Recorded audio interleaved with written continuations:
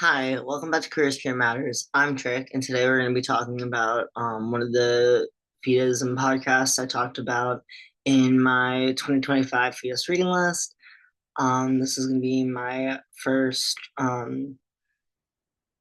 big Fetus video of the year. I did upload my part three of Kathy Charles and Michael Pawlowski's book, and like my review of chapters two and three quite recently, but I'm not sure if that was in 2025 or 2024.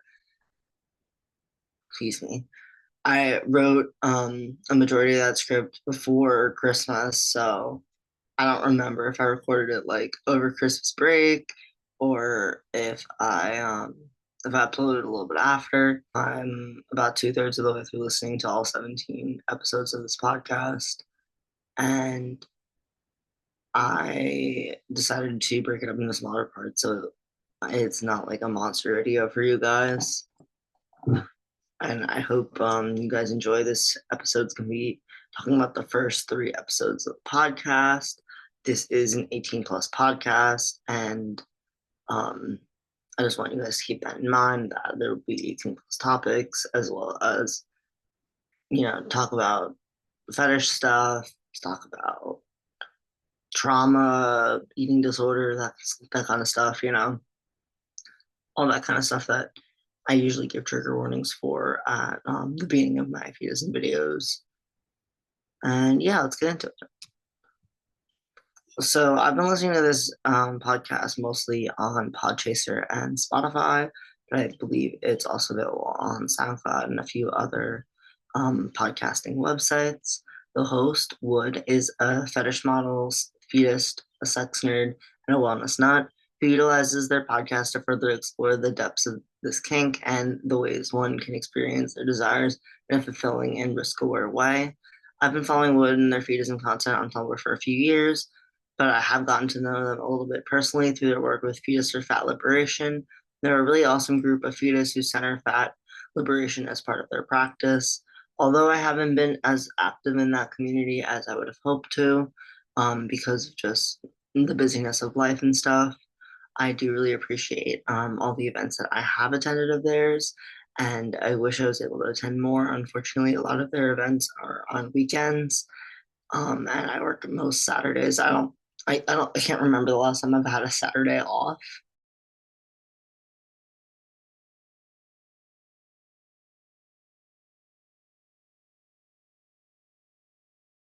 I can't remember the last time I've had off a Saturday.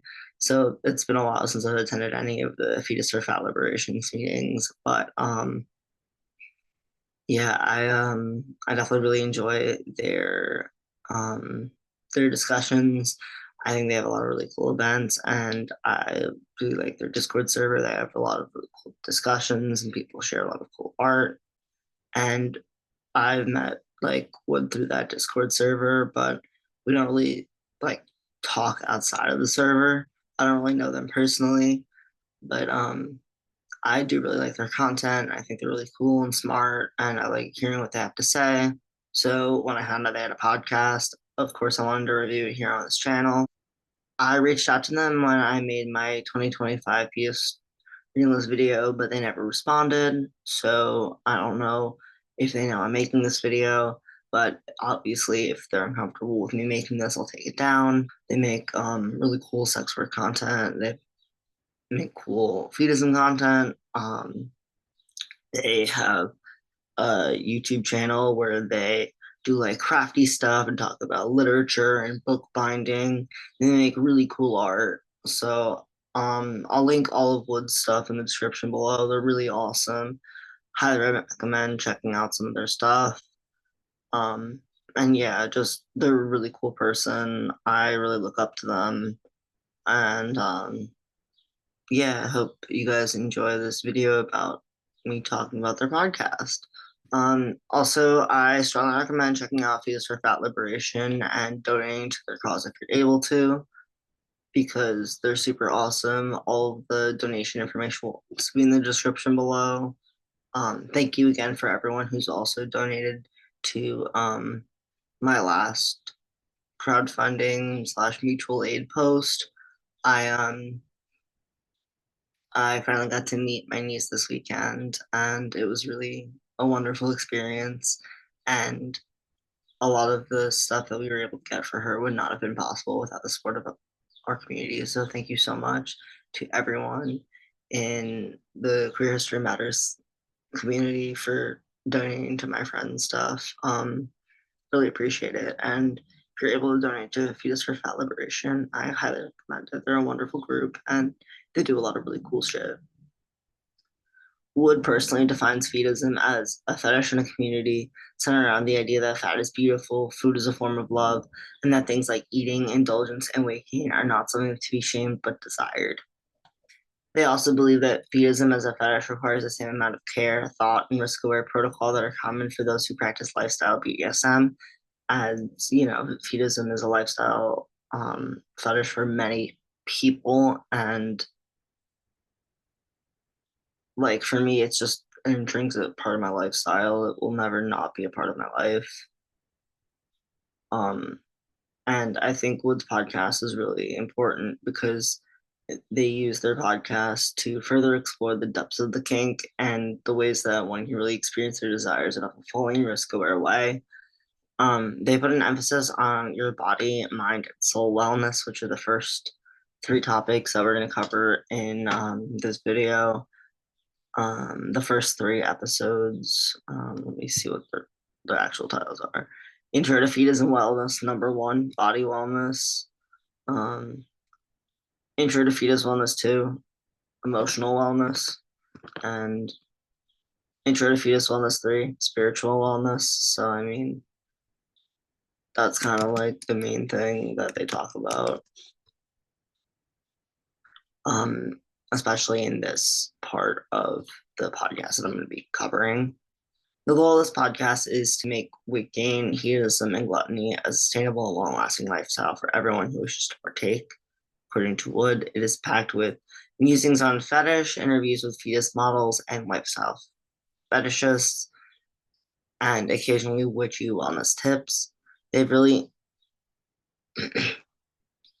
I personally really enjoyed listening to this podcast because it's really nice to consume content made by fellow fetus, especially because my most recent fetus literature review was made by non-fetus telling fetus stories, and I like that Wood is a fetus also telling fetus stories, and that's also part of why I think it's so important to talk about fetisism here on my channel because it's something that's so important to me personally. So that's part of the reason why I like this podcast so much, and I'm so excited to talk about it today.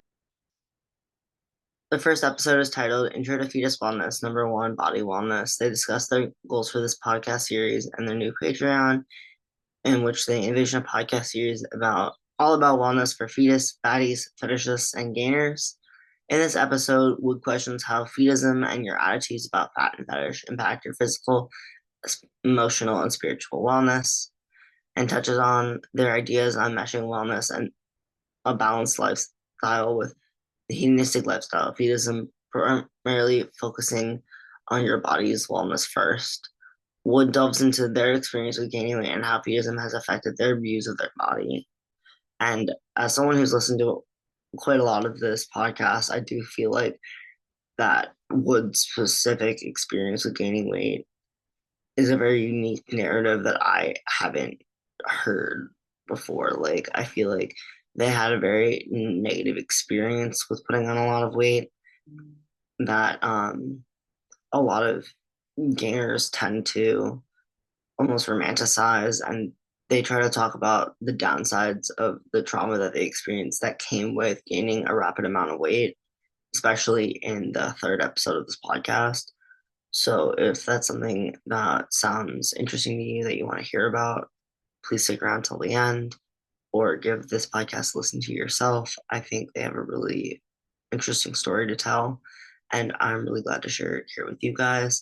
But also, I do think that for things that are more personal, I would recommend listening to the podcast directly because obviously I can't describe someone's life experiences better than they can.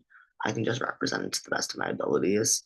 So please check it out if that's something that sounds interesting to you because they're really cool and talented and they deserve to listen. To start off their first podcast episode, Wood shares their hopes, dreams, and goals to basically make Fetus happy and make sure that everyone is being a nice, happy, balanced, and practical fetus.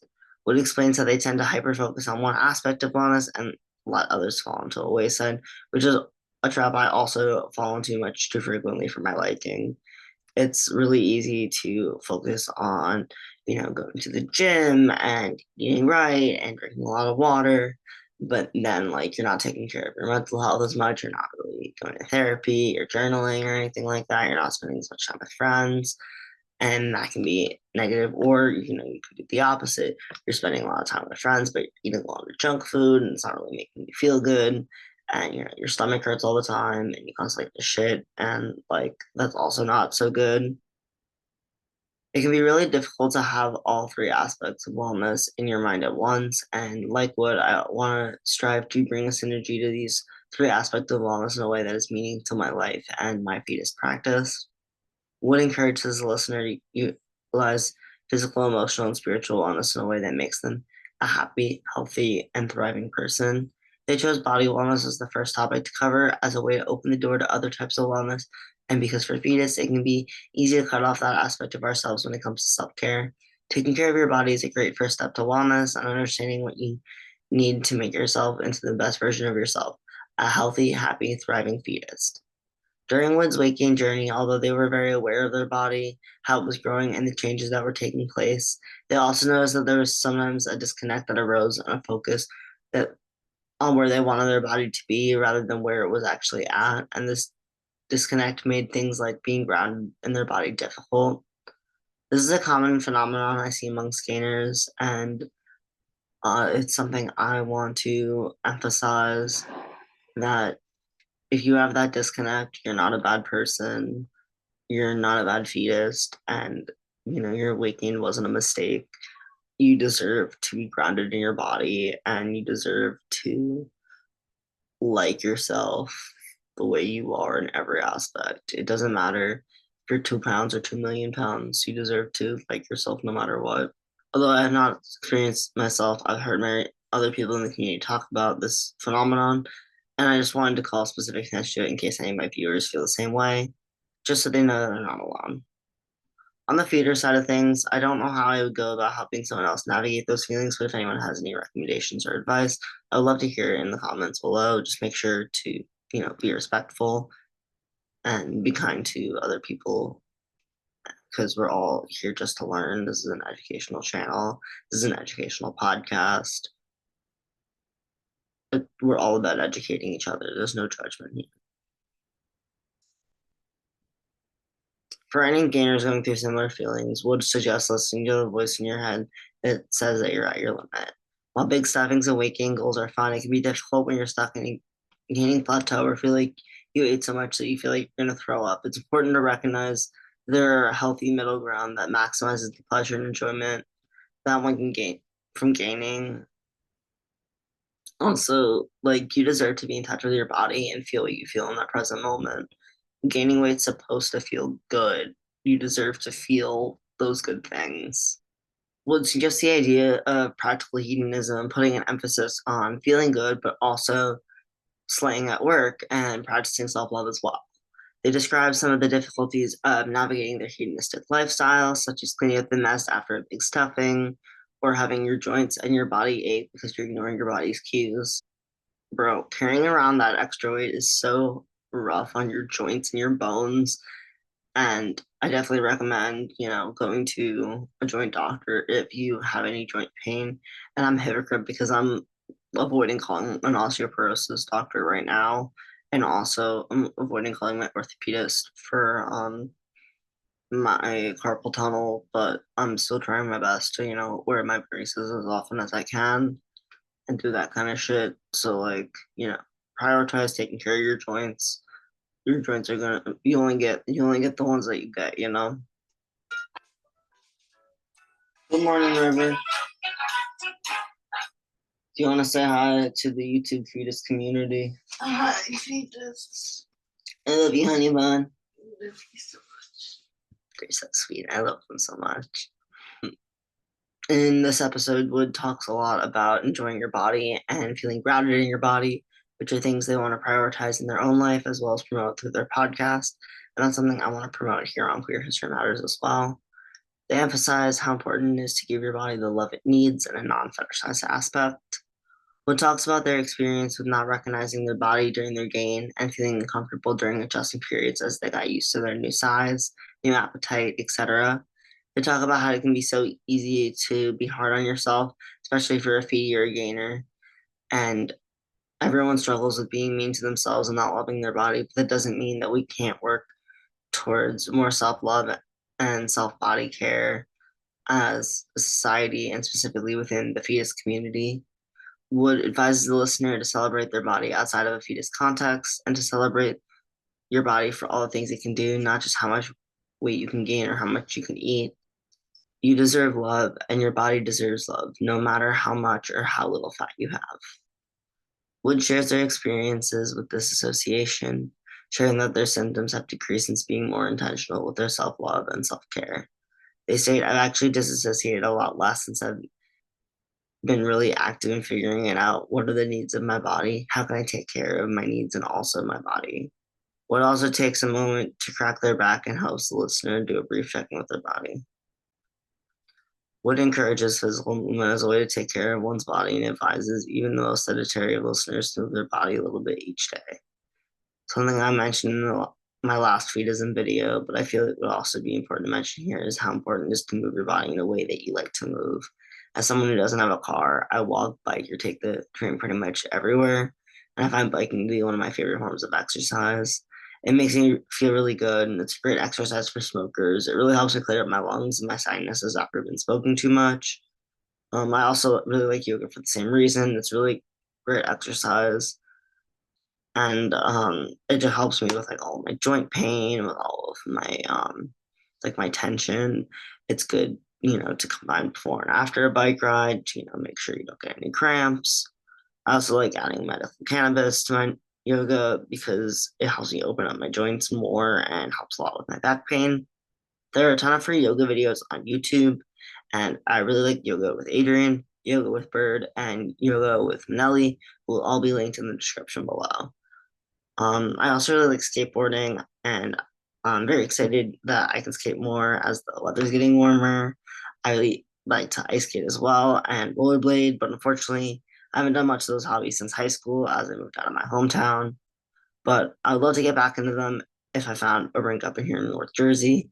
I used to go to Jersey Shore Arena a lot. They have free skate on the weekends. They have a lot of cool hockey tournaments and like recreational activities. They also have a store where you can buy different like hockey equipment, skating equipment. You can get your blade sharpened. So if you're in the Jersey Shore area looking for somewhere to ice skate or play hockey or anything like that, I highly recommend Jersey Shore Arena. They're awesome. If anyone knows of any roller rinks or ice rinks with free skate in Hudson County or downtown Manhattan, please let me know in the comments below. However, I refuse to go to Rockefeller Center for skating because fuck that. Swimming is another great activity to keep yourself active in a fun way. If you have access to a swimming pool or a body of water, plan a day to go swimming and have fun. River also loves swimming. It's their favorite form of exercise, so you get to be in the gang if you wanna join us. Exercise doesn't have to be torture. It should be fun to move your body, not a chore. Wood encourages the listener to make small changes in one's lifestyle to promote self-care, such as movement, listening to body cues, taking the time to do a body check-in once in a while. They also encourage the listener to ask yourself how I can make myself more comfortable in this instant and to grab a snack, go on a walk, or go to the bathroom if they need it. Right now, I probably need to get up and stretch. I'm probably gonna go to the bathroom and smoke a little. So I'm gonna go do that and come back to film the rest of my script. I hope you guys enjoy so far, and I'll see you guys soon. If she not heavy set, I can't be around her. You could keep the skinny girls, I like my little around her. Hey guys, welcome back for part two. I just got my new flash drives. I ordered them on Amazon, so because I have Prime, I got the free overnight delivery, which is really exciting. Um, I ordered it last night, so this is the next day. I filmed that on the 29th. Today's the 30th of April. And yeah, I'm just going to be continuing the rest of my script for part one of Wood's Word Wellness Review. This is going to be a continuation of the first three episodes. I think I got almost all the way through the first episode, the first part of this video. So this is just going to be the rest of episode one and episodes two and three. Hope you guys enjoy. Anyway, back to my script. Wood also recommends meditation for those who enjoy that practice. Meditation does not work for everyone, including me, but for Wood, they recommend the app Stop, Breathe, and Think, which which has now been rebranded as My Life Meditation. Then they take the listener through a brief mindfulness meditation exercise. They take a moment to acknowledge that some parts of the body may need more care than others, which I really appreciated as someone with a dynamic disability. In a fetus context, Wood enjoys body check-ins as a way to notice and enjoy their new fat and how they carry themselves and take up space, encouraging those gaining weight specifically to notice it and recognize if any of their new heft is causing any strains on their body. An example they give is recognizing new lower back pain and doing more lower back exercises to better carry around the weight that they've gained in their gut. If anyone has any more tips for integrating Feedism and mindfulness meditation, I would love to hear more about it in the comments below. Wood talks about their struggles with binge eating and the shame and stigma growing up as a fetus. As an adult, they talk about trying to unpack their childhood trauma and using kink as a coping mechanism. They also talk about how these feelings can build up in their gut and the issues that may arise with emotional eating in fetus. Then, Wood moves on to sharing tips on how to recognize what your body is craving in that current moment. They advise the listeners to pay attention to not only what they are eating, but how much, how often, and at what times they tend to eat. For gainers, especially, gaining is a lot of stress in your body. It's important to recognize what your body needs and when. Wood states when you usually crave different foods, that's how your body is telling you need a certain nutrient. For example, I have very low blood pressure, so I need to have extra salt in my diet so I don't faint. There are times when I'm craving salty foods like Chinese or Italian that I don't have the money for takeout. So even though I know I'm craving these specific foods that I can't really afford, I know I still need more sodium in my body. River and I have started keeping little single sleeves of club crackers around the house, and they're a lifesaver for somebody like me who has low salt and need or has low sodium and needs extra salt in their diet. Also, when I was going through IVF, I was still in the worst of my eating disorder, and I had these really, really intense cravings for mint chocolate chip ice cream. During that time, my body was trying to grow eggs into the size they needed to be retrieved from my body. And I didn't realize that because of this, I needed extra carbs in my diet. And that's how my body was telling me to consume carbs. I need a little sweet treat. So when your body's telling you those things, it's important to keep in mind what that might be telling you about the overall nutrients that you need in your body. And that's what Wood is trying to promote through their podcast. They share what vitamins and nutrients have helped them throughout their weight gain journey, including B12 slash vitamin B slash vitamin B complex, a vitamin C supplement, and a vitamin D supplement.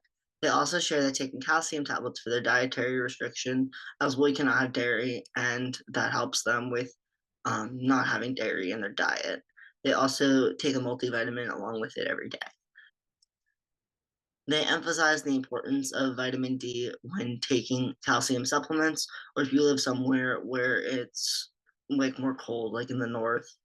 I'm on vitamin D supplements myself, and they were strongly recommended to me by my endocrinologist. I recommend specifically speaking to one's own medical team and asking what your body needs the most because, like, your doctor, if you have a good team that, a medical team that you can trust, that you really like, it's not a bad idea to loop them in on what's going on with your body and asking for some extra help, you know? Also, it's good to remember that doctors are experts in bodies, but not necessarily your body specifically, and that you always know your body better than other people. I also recommend taking a look at things like my chart because they tend to highlight things that are like a little bit off and red. So I recommend taking a look at that if your current medical team utilizes my chart for things like blood work. Wood shares what kind of health benefits they've noticed from taking different types of supplements and encourages those with dietary restrictions to supplement the nutrients they're unable to have with those restrictions.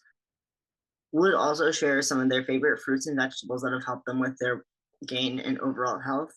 They share their frustrations of being close to a big weight gain goal and then getting sick and losing weight, and emphasizes how important helping out one's immune system is, especially for gainers. Another nutrient that can help with one's immune system and weight gain is magnesium, and Wood emphasizes that eating dark, green, leafy vegetables and whole grain bread as a good source of this nutrient. The rest of this episode is just a brief summary of all the different topics Wood's covered in this episode.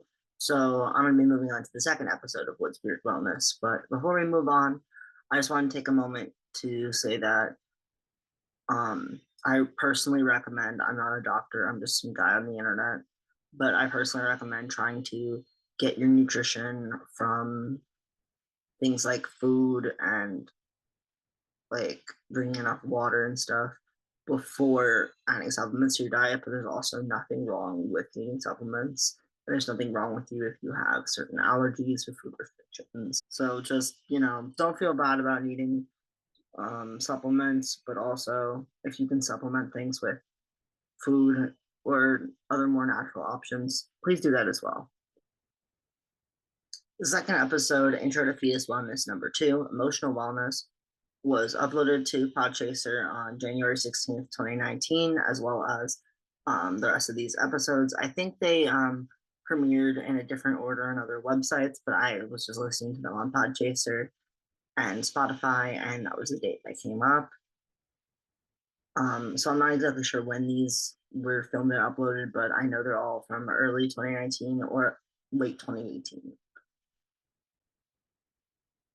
So I just want you guys to keep that in mind for the context of listening to this back, because I'm listening to this in 2025. A lot has changed in the last 6 years, and I'm sure a lot of Wood's opinions and ideas and advice would have changed as well. So just keep in mind that this is an older podcast. And like this was also pre-COVID and stuff.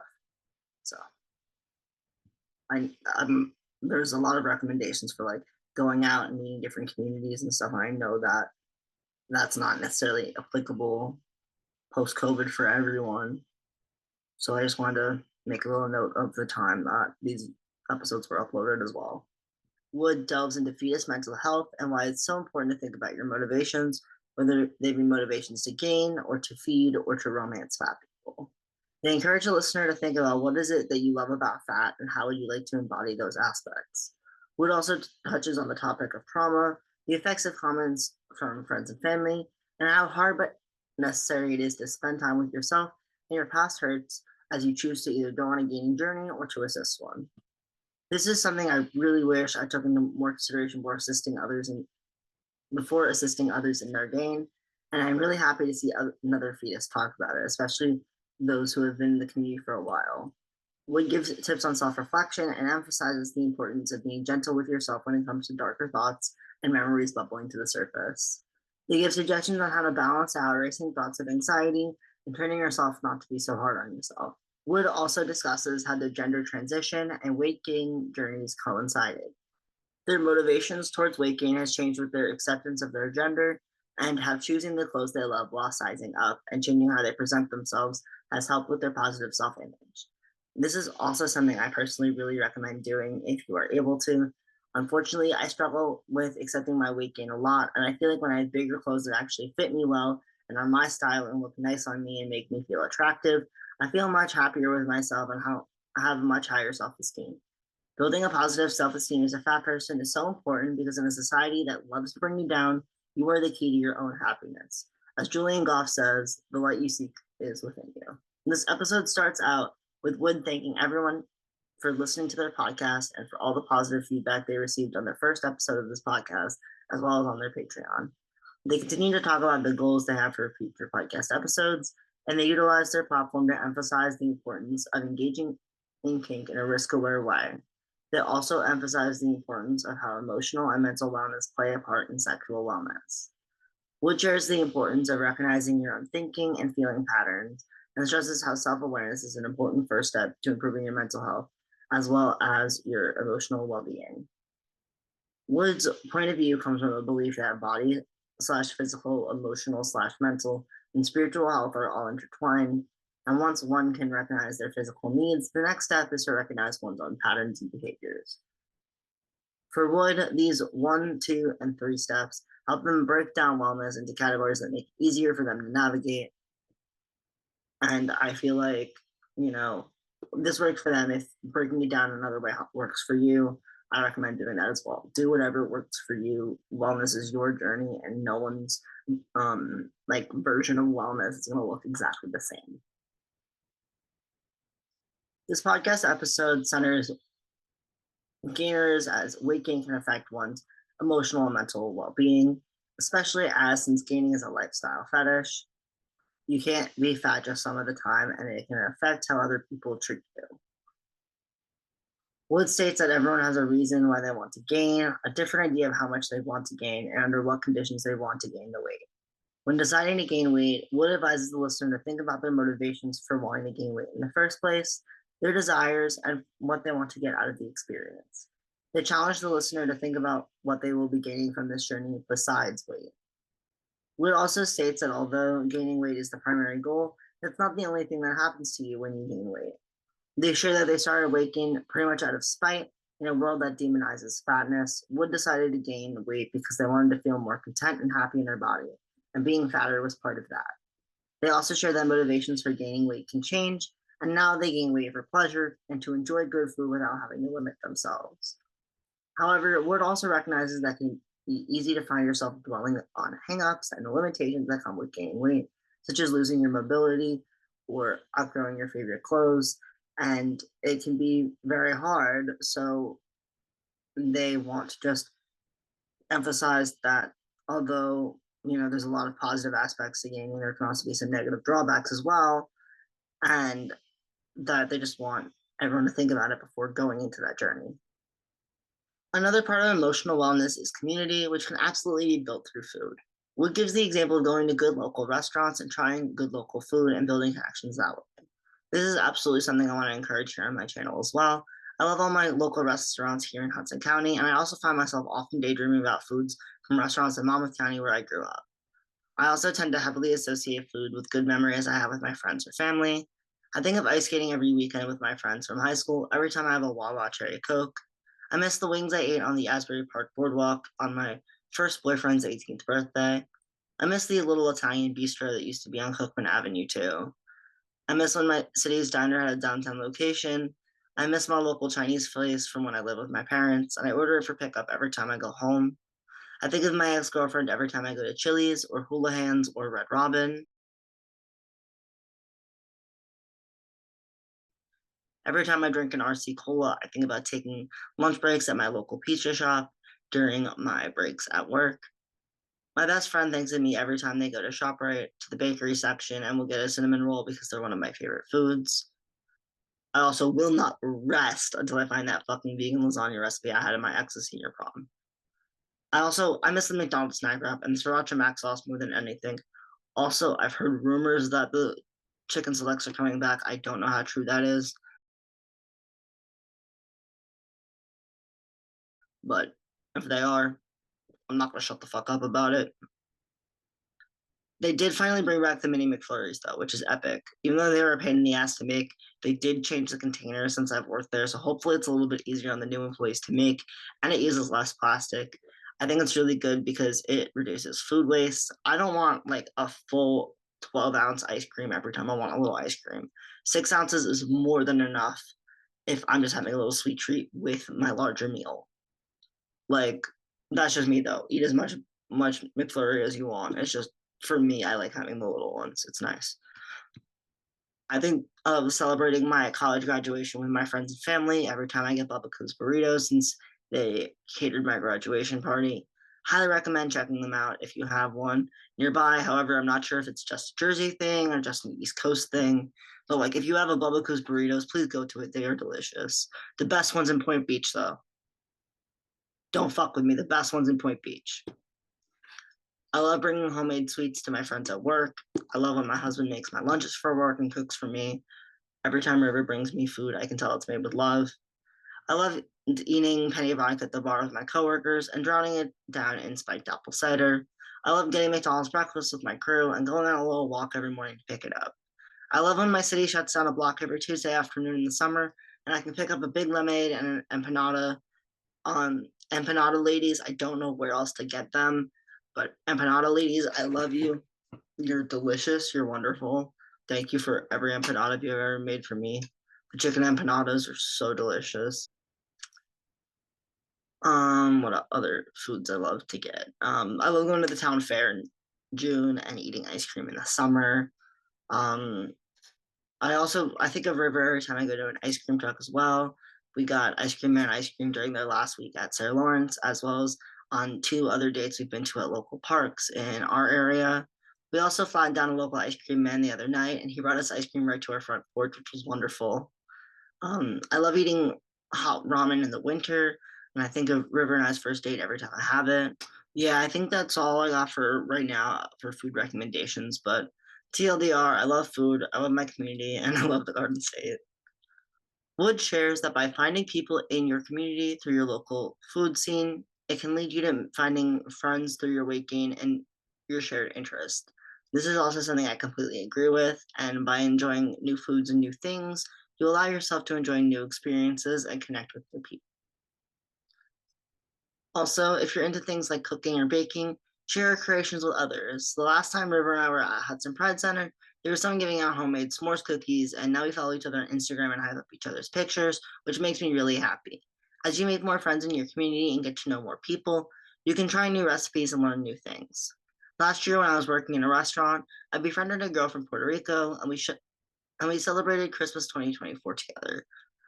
She made this amazing Puerto Rico chicken. It was so fucking delicious. And she sent me almost so many leftovers. If it wasn't for her shared love of food and trying to make friends in my community, I probably wouldn't have gotten the opportunity to try a Puerto Rican chicken.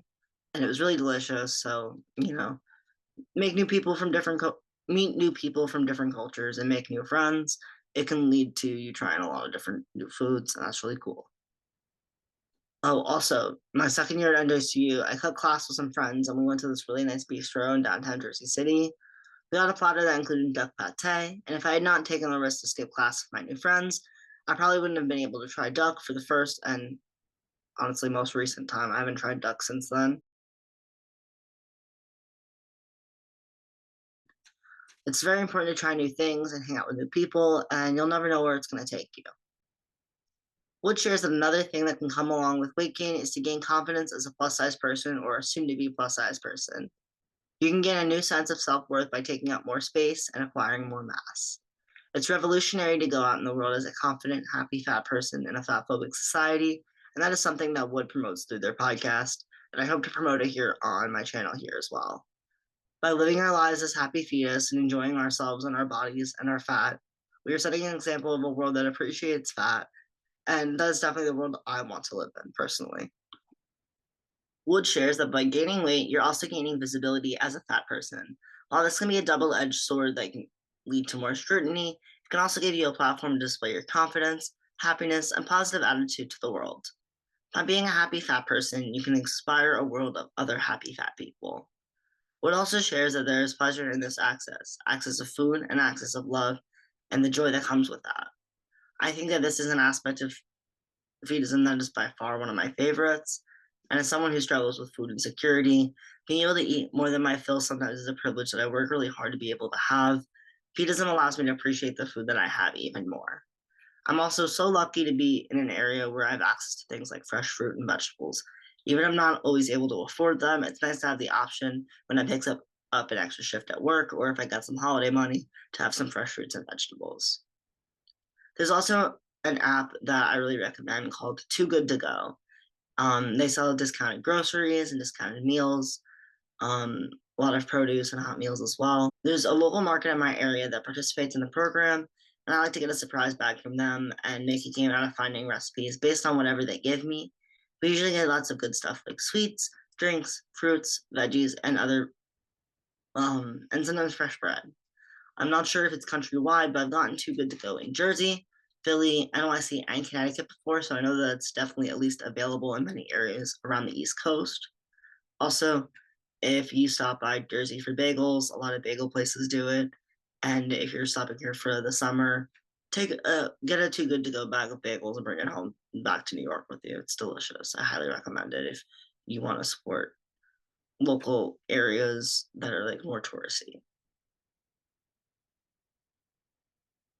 Wood states that sharing those connections, having an abundant lifestyle with good food and good friends, and good quality time can really change your whole outlook, not only on Feedism, but on life in general. And this is something I absolutely second. By opening yourself up to new foods, new friends, and new experiences, and building those connections, participating in both the larger Fetus community and your local community as well, it can be really life changing. And it's such an important aspect of wellness to highlight. And I really do appreciate Wood taking the time to highlight these aspects. It really does take a village, and it's important to rely on others and let them rely on you. All we have is each other, and I'm not going to spend the rest of my life missing out on those experiences and connections. Why would I deprive myself of that? For Wood, building community was the first step in changing the way they felt about their body, deciding where they want their weight gain journey to go going forward. To remind the listener that it's not always easy to be positive and to have a positive mindset, but you have to take the good with the bad. Wood then takes a moment to talk about their trauma and the harsher realities of their weight gain journey. When gaining weight, especially when starting off thin, it can be hard to adjust to the harshness of the reality that is living in a fat body. While you can conceptualize fat oppression from having fat partners, or fat family members, or fat peers, it's a completely different ballpark when it happens to you. Additionally, it can be hard for gainers who are going from fat into super fat territory, where they may have to subject themselves to more hardship and more trauma due to their size. Wood stresses the importance of knowing your own boundaries, as well as the importance of communicating and enforcing those boundaries. They also emphasize the importance of gaining for self love rather than self destruction. It can be a fine line between the two, and that's something that Wood definitely promotes through Wood's Weird Wellness. When embarking on your gaining journey, there's going to be things that come up and certain feelings and traumas and situations that might be hard to deal with. To cope with those feelings, Wood recommends the listener just feel their feelings and cry it out when they have to. They emphasize the importance of coming back to your Feedism goals, focusing on where you want to go and how you want to grow. When experiencing fat phobia, it's never fun or easy. However, if you can recognize your own triggers and traumas, you can try to use Feedism for healing. Over the course of my personal Feedism journey, I've noticed it's really hard for me when I outgrow my clothes, but I really like helping other people outgrow their clothes. My next goal is to get to the point where I can feel okay getting rid of things that don't fit me or don't flatter my body type, which is a goal I've been slowly working towards. I'm at the point where some of my clothes fit really well and some of them don't fit as nicely, and I want to prioritize maintaining a closet I like and buying more pants that don't dig into my waist. Wood continues to emphasize the fine line between gaining and self love versus gaining for self destruction. And they remind the listener that you shouldn't use gaining weight as a way to ignore one's problems. It's okay to take a step back / help the gainers in your life step back when reaching a dark place, especially because it can be hard on your body to use food as a coping mechanism.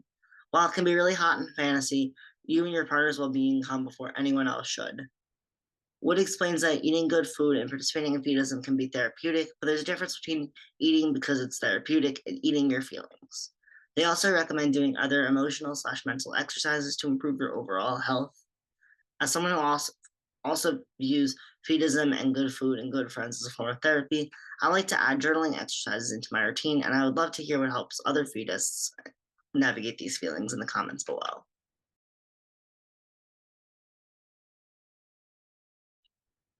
Wood emphasizes the importance of being gentle with yourself when sad thoughts or feelings come up and when facing fat phobia. They also take a moment to acknowledge that fat phobia can be found in fetus spaces too, and it can take one a little bit off guard in what should be a safe space. When encountering fat phobia in our community, I try my best to remind myself that everyone is working through their own biases and everyone is growing in their own way. When I catch myself saying or thinking fat phobic things, take a moment to unpack it, why it was wrong, try to reframe my thinking in a more positive way. Wood also recommends navigating these feelings by reframing the negative thoughts into positive ones, as well as allowing yourself to feel these feelings. The best advice I can offer is to listen to fat people when describing their experiences, platform fetus voices, and be willing to admit when you make mistakes. Also, like for me, when I notice myself having eating disorder moments, I'll be like, hold on a second. Instead of saying this disordered thought out loud and triggering my fat friends and family, I'm just going to be like, hey guys, I'm having an eating disorder moment. Like, can you guys just give me that space, you know? Wood says that any obstacle you go through is an opportunity for growth, even if that means doing it scared style and facing your fears about living life in a fatter body. River says, do it scared style. Wood advises the listener to look Wood advises the listener to utilize the hardships fetus face by using those uncomfortable situations into a situation where you can set healthy boundaries and practice self love. This can lead to a better relationship to oneself and people in their lives who may not necessarily be as supportive as we would like, but are still people we love and want in our lives. Wood describes some of their traumas with, I don't know if it's this episode or another episode, but they talk about their traumas with their dad being not as supportive of their gain as they would have liked, and talk about how that fat phobia was hard for them to manage during their gaining journey, especially because he would make fat phobic comments while like making them food to enjoy. So I just want to know if anyone else has like any advice for those type of feelings, like when there's someone in your life who you really care about, but might not necessarily be the most supportive in your life. If anyone has any advice on how to navigate those type of feelings, especially for other fetuses, just let us know in the comments below. And also just know if you're dealing with a similar situation, you're not alone and other people feel similarly to you. Wood brings their discussion back to the fetus goals and understanding why you want to gain in the first place. It's essential to check in with yourself and be gentle with yourself. They also prompt the listener to question why they love fat and what about fatness turns them on. For me personally, I like there being more of my lovers to love. I like cuddling up to a nice cozy fatty at night, and I like having more to hold and touch. I like fetishism specifically because I like when my feety is growing for me. Fat is like a collar that you can't take off. Even feeties I'm no longer with, I'm proud of the fat that we've created together, and I hope they are better off for knowing me as I'm definitely better off for knowing them. I just want to make the world a little softer, and I like eating good food with people I love. What is your favorite thing about fetishism or fatness in general? Please let me know in the comments below. For Wood, what they've realized is that they need to have an active lifestyle to maintain their happiness. When they first started getting into gaining, they just wanted to be a cute little couch potato, but as they got further and further away from being an athlete, they felt a lot of dysphoria and depression from not moving their body. Another important part of fatness to them is muscle mass, and having muscle mass under their fat is really important to Wood. And that's something they have realized that they have to work harder towards to have the fat and muscular build that they really want to embody. When you're a trans feedy, your transition can add another layer to your gain. Some trans gainers will get fatter to allow for more gender ambiguity, and others utilize their gain to gain fat in places that are more gender affirming. These are both things that have impacted Wood's gain and transition, as well as that of other trans gainers that Wood has personally talked to. Gaining fat in gender affirming places is definitely something I can relate to as a trans feedy, as I've always preferred to hold my weight in my belly and in my butt, or rather than my chest or my thighs. I can write hundreds of love letters to HRT weight gain, honestly. But I've also been much more comfortable in my size and in my body since getting chest reconstruction surgery. I used to be so dysphoric whenever I gained weight, and it would stress me out so much that I developed a really bad eating disorder. However, since I've transitioned, I'm nowhere near as scared of being fat, and I'm so much happier in my body, and I'm working towards not being scared of being fat at all. But it's a hard thing to do. We're working towards it. For some people, they experience the opposite of what they initially started out their gain for, and that can be something that's really hard on a trans person. For Wood, they hated being catcalled as a skinny woman, but as they got softer, their body started storing fat in places that would give them more gender dysphoria than before they started their gain. It's just the reality of not being able to choose where you hold your weight. I'm sure how they experienced a lot of gender dysphoria due to their gain when Wood developed a more pear-shaped figure with a sometimes pregnant-looking belly. They also shared their experience of hyperfeminizing themselves as they gained because they felt like they needed to present themselves in a way to get people to take them more seriously. Wood then elaborates and says that these sexist and fatphobic attitudes can negatively impact men as well, such as the idea that you should grow out your beard to cover your double chin. I haven't personally experienced this myself, but many of my fat friends and family members have shared with me that they experience similar things, just not wanting to go out of the house without makeup or wearing sweatpants, even if it's just something like ShopRite or Wawa. I'm a mid-sized white guy from a wealthy area and never felt uncomfortable wearing sweats out or leaving my makeup case at home. I don't think anyone else should have to experience those feelings either. Wade continues to share that through reframing their weight gain goals and allowing themselves to express themselves in a more masculine way, it allowed them to feel gender euphoria in a way that did not seem possible for them at the start of their weight gain journey. By allowing themselves to dress in a way that makes them feel good, and by adoring their fat in a way that honors their desires, will gain more self confidence. And a big part of that process for Wood has been their clothes. By buying clothes that they like, feel good in, and want to present themselves in, Wood has reframed gaining weight and having to upsize their clothes as a way to reinvent themselves. I think it's really cool to think about Feedism as a way of reinvention, as it's not something that I have thought about on my own. And I definitely want to try that next time I size up my closet. I think that's a really interesting way to think about it. So that's pretty cool. In addition to seeing gaining as a form of reinventing themselves, Wood also sees gaining as a form of transformation. They share that they hardly recognize the person that they were when they started intentionally gaining weight, and they used their gain to become a person that they themselves wanted to be. Would use their gain to further this self love journey and to put physical space between things that were not serving them anymore. Now, as a fat, happy trans person, Wood feels a new sense of self and self confidence. They were able to they were able to develop their own personal style through clothing and fat and self expression, and I think that's such a beautiful thing to hear about. Wood stresses that fetism as reinvention or transformation is not exclusive to trans fetus, and that fetus from all walks of life should use fetism as a tool to gain self confidence and self love, as well as develop one's own sense of style. This is something I definitely personally agree with. Additionally, cis people can and should play around with their gender and their gender presentation as well. Enjoy your gain, find out what works for you, look however you want to look. As long as you're gaining for yourself, you'll always be having fun. Gaining weight can be such a form of self love, and that's something I really want to promote here on Queer History Matters. And if it's not fun for you anymore, take a step back. It's okay. You're not a bad fetus. Wood advises feeders who are listening to evaluate how you want to present yourself to potential feedies and what kind of feeder you want to be. Wood shares that they like when feeders come into fetus spaces with snacks and just set them down, as it gives feedies the option to indulge if they want to. This is also something I think that would work in any space, as everyone likes the guy with the snacks. For me personally, I want to be a kind and gentle feeder, as I like to be a gentle and kind lover, and a gentle and kind person. I like taking care of my feedies, and I like the domestic aspects of feedism. I want to feed people slowly and tenderly and look at them like they put the stars in the sky as they cheer for me. That's the kind of feeder I strive to be. I can be both a submissive and a dominant feeder, but it honestly depends on my mood and what the vibes are.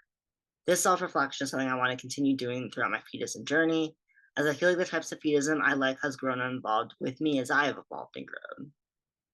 Wood ends this episode by promoting a fake it till you make it mentality. They share that by tricking their brain into thinking positive thoughts, they were starting that they were able to start making these positive thoughts into their default thoughts. They promote self-reflection and bodily autonomy, emphasizing that you're allowed to start and stop your gaining journey at any point, and losing weight does not erase those gainer experiences that you've had. You're still a valid gainer if you want to lose weight, and that doesn't mean that your gain wasn't the right decision for you at that time in your life. Wood signs off this episode with a simple reminder: do what's best for you. The third episode is titled Intro to Fetus Wellness Number 3, Spiritual Wellness. On Wood's third podcast and final branch of their three-part intro to fetus wellness, they talk about what spiritual wellness means to them and how it can look for fetus and gainers. The author provides several trigger warnings for this section, including eating disorders, self-destructive patterns / self-harm, and addiction.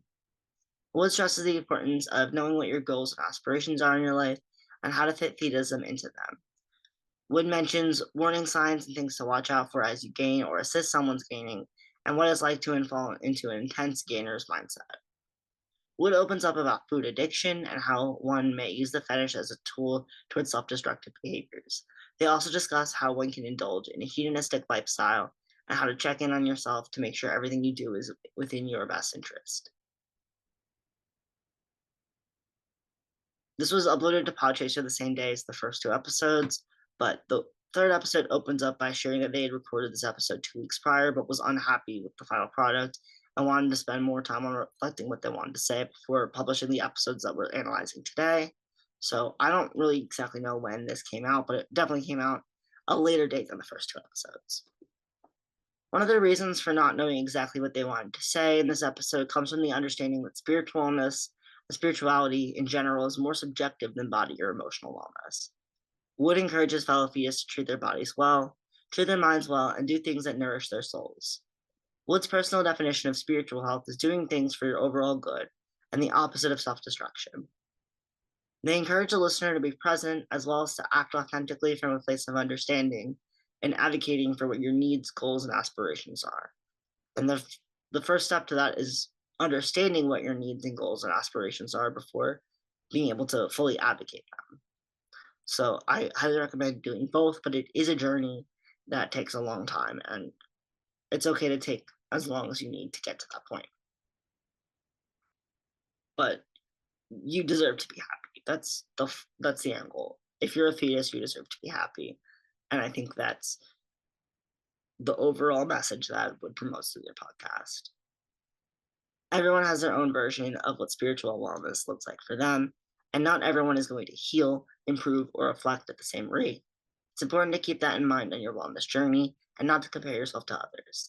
Wood then thanks the listeners and dedicates their podcast to their supporters. Spiritual wellness for Wood is acting in line with what you want your life to be like. Since everyone has a different idea of what they want their life to be like and has different aspirations and goals, it's up to the listener to decide what spiritual wellness is to them. What would make you feel fulfilled? What do you want to complete in your lifetime? Would list the examples of traveling, having a family, helping others through charity work/volunteering, starting your own business, or expanding your personal network by meeting new people and making new connections. The main point that Wood strives to get across is that everyone has something to give back to the world, and it's up to each and every individual to decide what success, fulfillment, and spiritual wellness looks like for them. Spiritual wellness can take on a different meaning for practicing fetuses, and Wood warns that when practicing in a lifestyle fetish, it can become all-consuming and result in constant desire for more. For myself, participating in Feedism is something that will always be really important to me, and it's definitely always going to be a part of my life, even if it's not the most important thing in my life. I cannot imagine participating not I cannot imagine not participating in the fetus community, whether it be online or in person. Ever since I was a child, this fetish has been a part of my life in some way or another, and I'll probably be in an old folks' home still making brownies for other residents and staff. However, that doesn't mean that fetism is the only thing in my life that brings me fulfillment. I care about being a good partner and a good friend as much as I care about being a good feeder. I care about my career and my family, and I love integrating these parts of my life by feeding them delicious food that makes me happy. Feedism is also not always a sexual thing. I love sharing food with my family and my friends and my coworkers, my community, because food is one of my biggest love languages. It combines like gift giving and acts of service in this one little fetus bowl. I love it so much. Ah! Would shares their experiences of participating in fetism and finding that they can be all they ever fantasized about and more. However, as they continued on their journey, they found it harder and harder to stop gaining. When gaining a lot of weight intentionally, it can be easy to continuously move the goalpost forward and not think about the long-term consequences of your gain. However, there are so many people who go into gaining just wanting to gain a few pounds to try it out and then falling into a gainer mindset where you're never fat enough. However, it's important to listen to your body and take a break when you're not feeling good to prevent things like possible health complications or mobility issues. It could be small things like indigestion, throwing up from eating too much, burping up food, diarrhea, etc. But my biggest thing is just to know that, you know, it's okay if you move the goalposts. Just make sure you're keeping yourself in mind and prioritizing your overall well being, and try not to fall into like an eating disorder mindset, because like a lot of the times with like anorexia or bulimia, restrictive eating disorders, you think like, oh, I'm never skinny enough. I'm never skinny enough. With Feedism, when it develops to the point where you can kind of have it almost backfire on you, and then it turns into like an opposite eating disorder where you're like, I'm never fat enough. I feel like I'm way too skinny, and you have no idea what you actually look like. That can be a type of body dysmorphia that affects gainers specifically, and that's something I wanted to bring up here as well.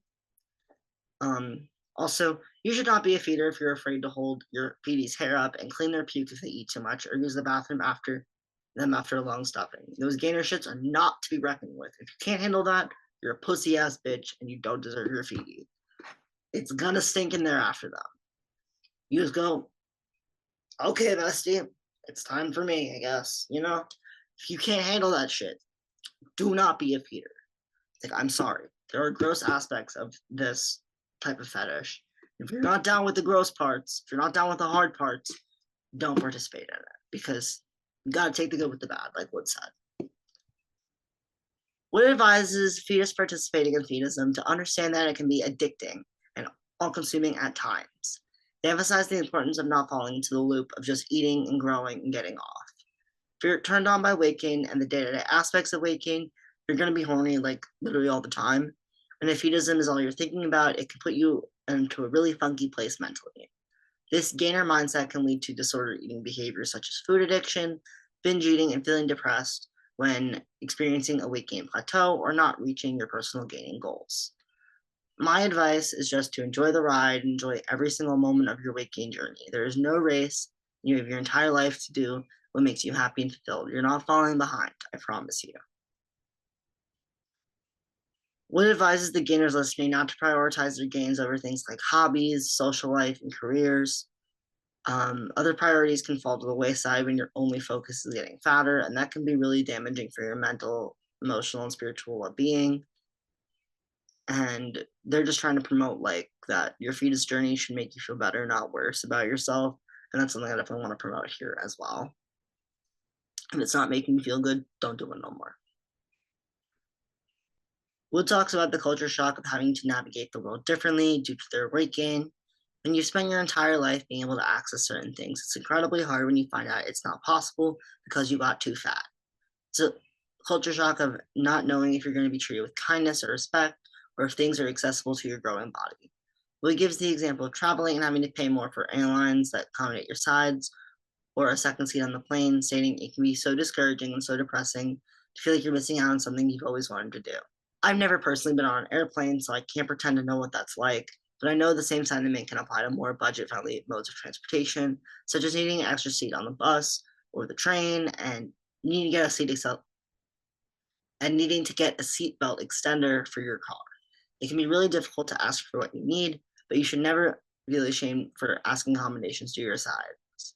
As a disabled person, I know that asking for help is much easier said than done, but I'm constantly trying to unlearn my internalized ableism, and I hope that my listeners are all trying to do that as well. Wood shares their own personal struggles with food addiction and how it negatively impacted them through their gaining journey. They found themselves frequently declining invitations to go out with friends in favor of self-isolation and just staying home and eating instead.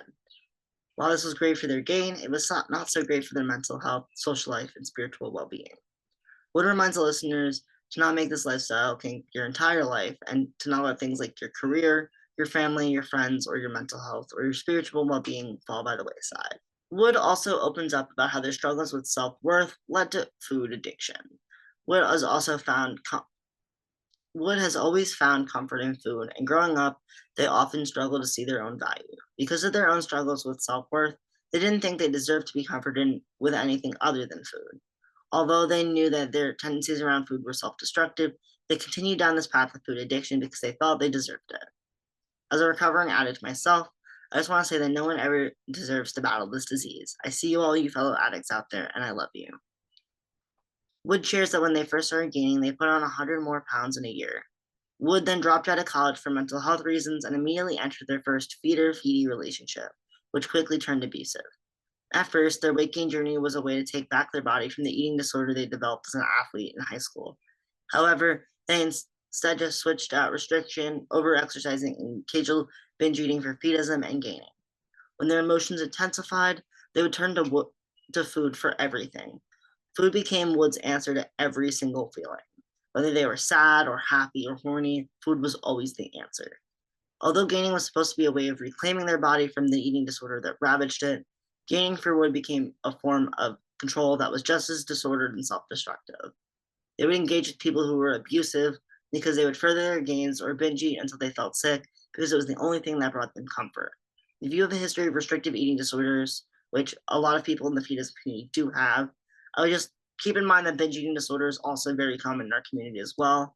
And if you find yourself engaging in self destructive behaviors, it's okay to take a step back and take a little break. It's okay. For Wood, their food addiction continued after getting out of their abusive relationship after college, and shortly after, their best friend since middle school passed away. Food was the only way they knew how to cope with those feelings, and they shared how they would hide 3 whole drawers of snacks in their room because they didn't feel like facing their roommates every time they went to make food. They wanted to eat in secret. This is also a disordered behavior that I engaged in growing up in an abusive household. If you get anything out of this video, you deserve to eat as much as you want without judgment. The kitchen absolutely never closes. Wood shares that the biggest change they've made to combat their food addiction is no longer to keep food in their room. If they choose to keep food in their room, they try to pick foods that will not trigger them to binge eat, such as trail mix or small candies. By making changes to their lifestyle, working on their mental and spiritual health, and combating binge eating and food addiction, Wood is now able to participate in feedism in moderation while still focusing on their priorities in life. They talk about the importance of not losing yourself in feedism and acting authentic to yourself. Wood then ends the episode with a gentle warning to take things slow. I think this is where I'm going to leave off this video for today. Please check out Wood's content as well as the rest of my Feedist content if either that sounds interesting to you. And please check out Feedist for Fat Liberation as well.